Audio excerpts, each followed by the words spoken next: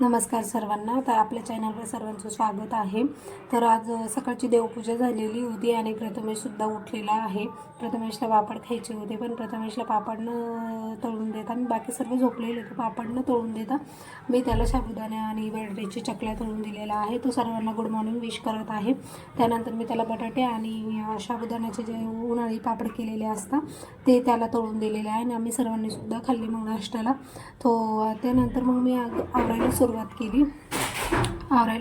Bedsheet वगैरे change करणं,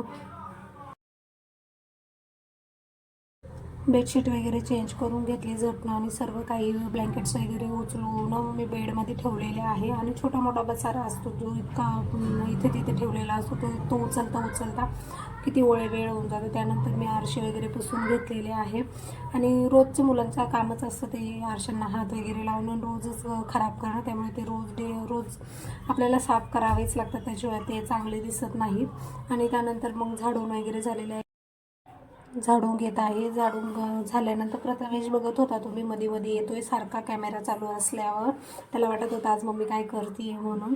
त्यानंतर मी बाहेरचं सुद्धा झाडून घेतलेलं आहे। त्यानंतर मला बनवायचा होता नाश्ता। मग नाश्त्यासाठी आज मी बनवणार होते पिठाचा शिरा।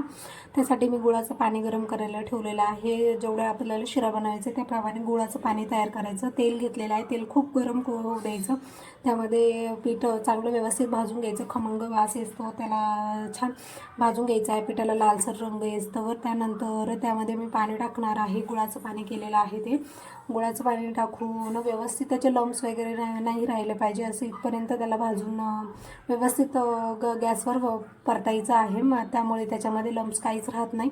त्यामध्ये गुळाचं थोडं थोडं करून पाणी टाकलं ना व्यवस्थित, का तो शिरा व्यवस्थित भाजला जातो, नाहीतर मग त्याच्यामध्ये लम्स तयार होतात। ते पूर्ण शिरा भाजून घेते मी।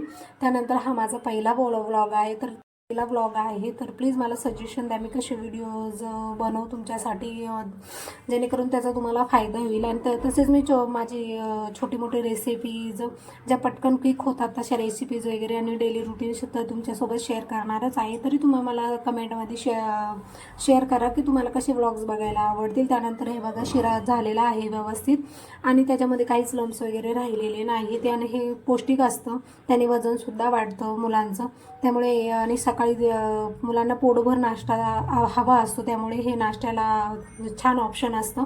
त्यानंतर शिरा झालेला आहे, मुलांना सुद्धा दिलेला आहे मी।